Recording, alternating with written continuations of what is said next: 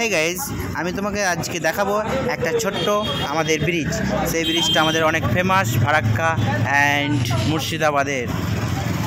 এই সেই ব্রিজ যেটা থেকে বাংলাদেশে জল যাচ্ছে এবং বাংলাদেশে জলগুলো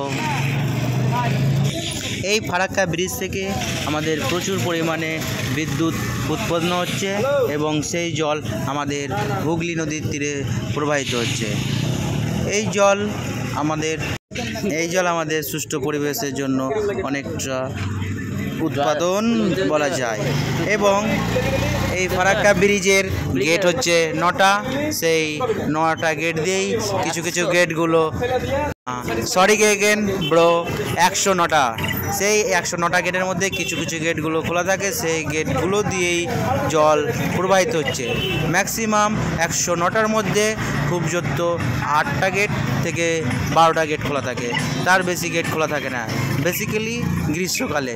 সেই জল আমাদের ভাগীরথী নদী হয়ে আমাদের ইলিশ মাছের জন্য খুব উপকারিত এবং আমাদের পাশ দিয়ে ট্রেনের জন্য এক রাস্তা তৈরি হয়েছে, সেই ট্রেন যাওয়া যায় এবং ভিউ উপলব্ধ করুন।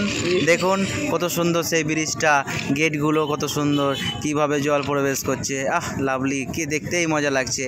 সেই ইঞ্জিনিয়ার 1947 সালের পরে এই ব্রিজ তৈরি হয়েছে। সেই ব্রিজের জন্য আমাদের ফারাক্কা দেশের মধ্যে একটি দীর্ঘতম সেতু বলা চলে, অর্থাৎ এই ফারাক্কা নাম দিয়েই সব চেনে।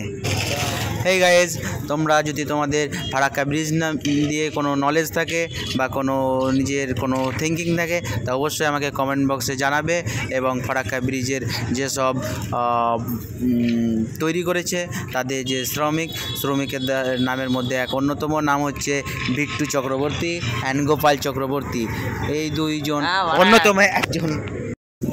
ব্রিজের ওপর মাথার দিকে দুইজনকে দেখতে পেলে সেই শ্রমিক